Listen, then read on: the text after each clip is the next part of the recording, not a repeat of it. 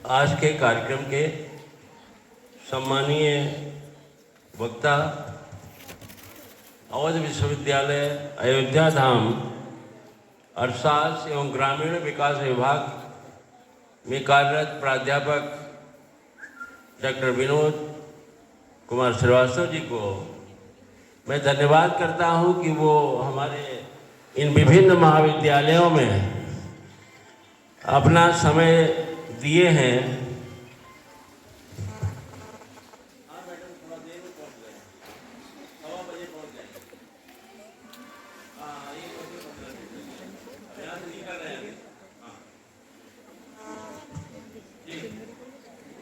Hello, तो doctor हमारे प्रिय छोटे भाई हिमदर सर,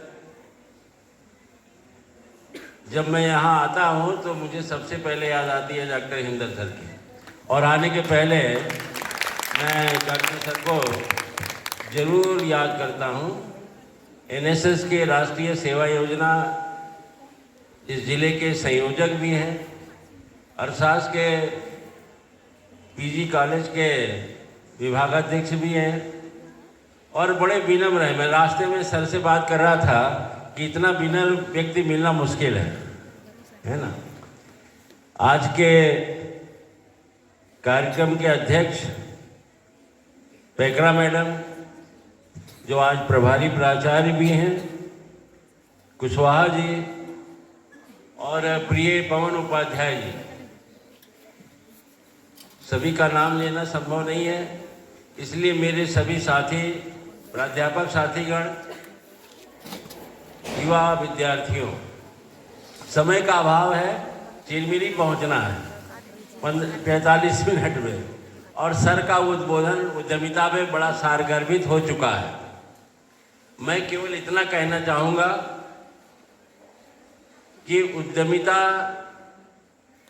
मेरी एक योजना है। मैं केवल कहानी नहीं पढ़ता, किताबें नहीं पढ़ता, पता नहीं, मैं हमेशा कहता हूँ कि शिक्षा, ज्ञान, विज्ञान, शोध और नवाचार के बाद व्यवहारिक क्रियान्वयन होना चाहिए। इसके पहले जब भी मैं आपके बीच आया हूँगा, मैंने इस बात को बार बार कहा। हमारी एक योजना है और मैं उस योजना आध्यात्मिक समाजवाद पे कार्य कर रहा हूँ। अब पहला जो कार्यक्रम मैं बनाने जा रहा हूँ वो ये है कि छत्तीसगढ़ में एक सतयुग विश्वविद्यालय की स्थापना की जाए, और उस सतयुग विश्वविद्यालय की स्थापना में आप सबकी सहभागिता की आवश्यकता होगी। उसमें हमारा प्रयास ये है कि लगभग 3000 बच्चों को 25,000 रुपया माह का वेतन देते हुए महाविद्यालय चालू होगा, विश्वविद्यालय चालू होगा। और उस विश्वविद्यालय में प्रत्येक स्नातक के विद्यार्थी को 25,000 रुपये और स्नातकोत्तर के विद्यार्थी को 50,000 रुपये का वेतन दिया जाएगा। और उस विश्वविद्यालय के अंदर जो मेरी किताब, एक नई किताब आ रही है, उसमें मैंने, उस किताब का नाम है economic development of Chhattisgarh through poverty model. उसमें पहला काम होगा सतयुग ग्राम, 300 सतयुग ग्राम छत्तीसगढ़ में हमें बनाना है। सतयुग विश्वविद्यालय स्थापित करने के पहले हमारी योजना है कि पूरे छत्तीसगढ़ में 300 सतयुग ग्राम बनाए जाए, उसके बाद सतयुग विश्वविद्यालय बनाया जाए, और सतयुग विश्वविद्यालय के अंदर 51 प्रकार के उद्यमिता संबंधी कार्य किए जाएंगे। आप राइस मिल हो, शुगर मिल हो, बड़ी बनाना हो, अचार बनाना हो, जितना भी घरेलू काम होता है या आपके दैनिक जीवन में काम होता है, उसी के आधार पर डिग्री देने की योजना सतयुग विश्वविद्यालय में होगी। चाहे वो बीएससी एग्रीकल्चर हो, चाहे अन्य जितनी डिग्रियां हों, वो सारी डिग्री उस विश्वविद्यालय से मिलेंगी। कॉलेज में 1 घंटे पढ़ाई होगी और 7 घंटे आप लोग उन विभिन्न क्षेत्रों में जाके कार्य करेंगे। हमने उसके तहत सरकार के जो वर्तमान बजट है उसी बजट में 2 करोड़ 9 लाख लोगों के रोजगार सृजन की व्यवस्था बताई है। लगभग 3 करोड़ जनसंख्या है छत्तीसगढ़ की, और छत्तीसगढ़ के 3 करोड़ जनसंख्या में जो भारत सरकार की व्यवस्था है वो ये है कि 33% बच्चे होते हैं। तो अगर उन 33% बच्चों को निकाल दें तो लगभग 2 करोड़ लोगों को रोजगार की आवश्यकता है, और उन 2 करोड़ लोगों में से 2 करोड़ 9 लाख लोगों के रोजगार की व्यवस्था जो मेरी किताब नई आ रही है इकोनॉमिक डेवलपमेंट ऑफ छत्तीसगढ़, उसमें दी गई है। अगर हमारा यह कार्य पूरा होता है तो फिर अगला प्रोग्राम हम बनाएंगे जिसकी चर्चा अभी मैं यहाँ नहीं कर रहा, उसकी बात इस कार्यक्रम के बाद होगी, विश्वविद्यालय के बाद होगी। आपको सीधी सी बात यह है कि व्यवस्था काफ़ी बिगड़ी हुई है, और सबसे ज़्यादा दर्द जो हो रहा है वह हमारी बेटियों को हो रहा है, हमारी माताओं को हो रहा है। जब विभिन्न गांवों में जाओ तो मैं देखता हूँ छत्तीसगढ़ के विभिन्न गांवों में मुझे सरकार ने राजनांदगांव, दुर्ग, रायपुर, बस्तर से सरगुजा तक का पलायन कराया है। सरकार ने मुझे 15 कॉलेज घुमाया है छत्तीसगढ़ में, और हमने बस्तर से लेके राजनांदगांव से लेके दुर्ग से लेके रायपुर से लेके सरगुजा को बड़े ध्यान से देखा है। जब मैं किसी गांव में जाता हूं, जिस दिन छुट्टी रहती है, तो मैं अपनी माताओं को, बेटियों को, बहुओं को देखता हूं कि कोई शराब बेच रही है, कोई अपने बच्चे के लिए लड़ाई लड़ रही है, और राशन के चक्कर में इस देश में 81 करोड़ लोगों को राशन मिल रहा है। उस चक्कर में लोग ये भूल गए हैं कि उनका अपने बच्चों के प्रति दायित्व क्या है। हमारे गांव में एक देखेंगे तो बांस का पंखा बनाते हैं लोग।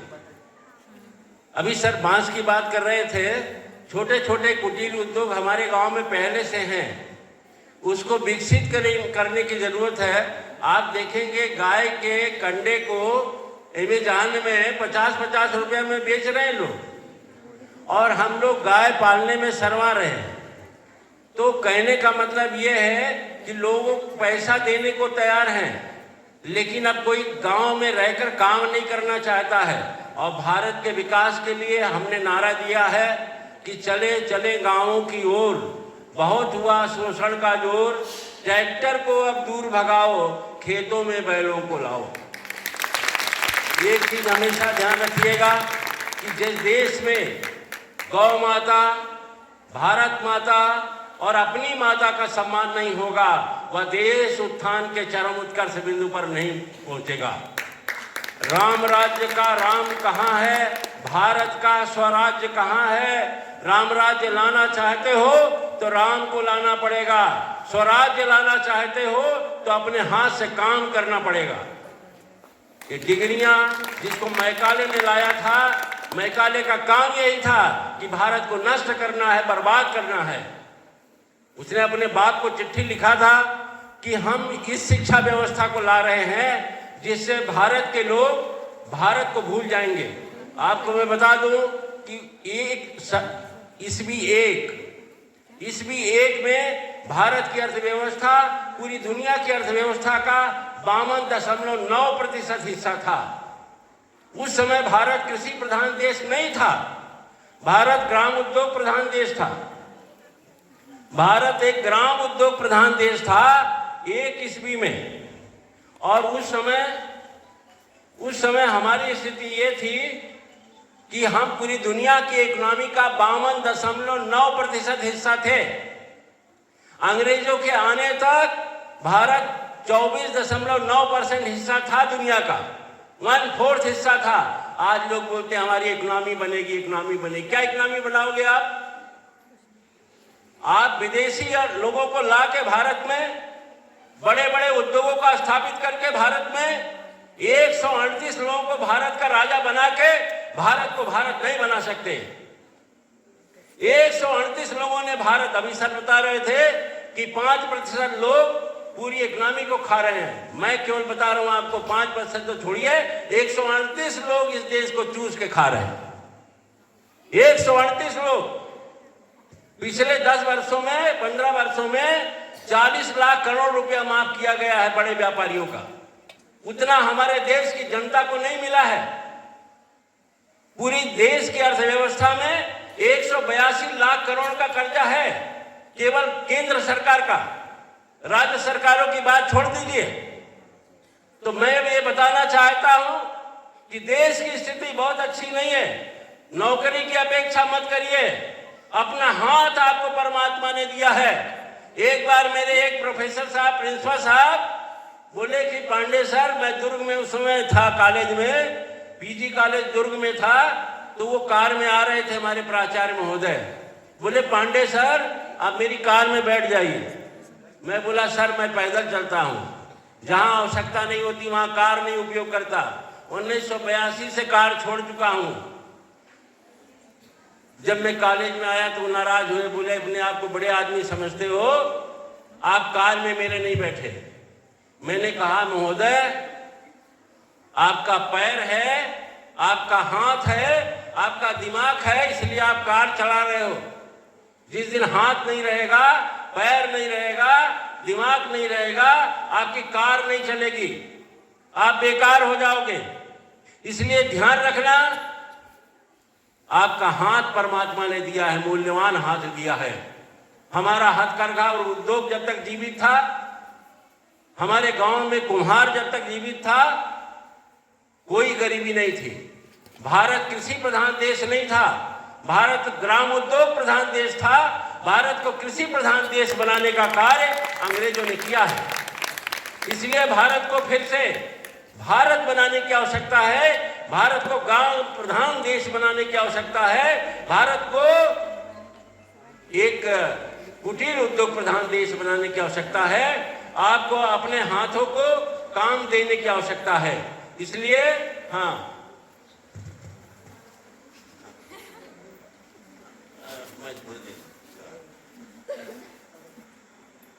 तो मैं ये कहना चाहता हूं आप लोगों को, यहाँ मैं बोलना नहीं चाहूंगा कि बार बार फोन आ रहा है। मेरा निवेदन केवल इतना है कि आप लोग अपने हाथ से काम करने के लिए तैयार हो जाओ। आपके अंदर जो कला है उसको लेके खड़े हो जाओ। भारत की गरीबी खत्म हो जाएगी। भारत का एक एक लड़का, भारत के एक एक युवा, भारत की एक एक बेटियां जिस दिन महीने में 30,000 रुपया भी कमाने लगेंगी, उस समय भारत की अर्थव्यवस्था कहां खड़ी हो जाएगी। 70 करोड़ युवा बेरोजगार हैं। 70 करोड़ लोग अगर रोज का 1,000 रुपये कमाए तो कितना होता है मेरे बच्चों? इकाई दहाई सैकड़ा हजार 10,000 70,000 करोड़ रुपया रोज। सरकार का बजट का क्या स्थिति बनेगी मेरे भाई? 70,000 करोड़ रोज कमाओगे मेरे विद्यार्थियों। लगभग 1 लाख करोड़, साल का 365 लाख करोड़, लगभग 300 लाख करोड़। सरकार का बजट 47 लाख करोड़। सरकार का बजट 47 लाख करोड़ और आप कमाओगे 300 लाख करोड़। देश कहां चला जाएगा? कितना गुना आगे बढ़ जाएगा? 6 गुना आगे बढ़ जाएगा। एक गरीबी नहीं होगी दुनिया में। दुनिया के इतिहास में भारत फिर से भारत बनेगा। भारत किसके नाम पे है भाई? भारत भरत के नाम पर है। वह भरत शेर से खेलता था, कुकुर से नहीं खेलता था। और कुकुर से खेलोगे तो कुकुर बन जाओगे और शेर से खेलोगे तो शेर बन जाओगे। जय हिंद।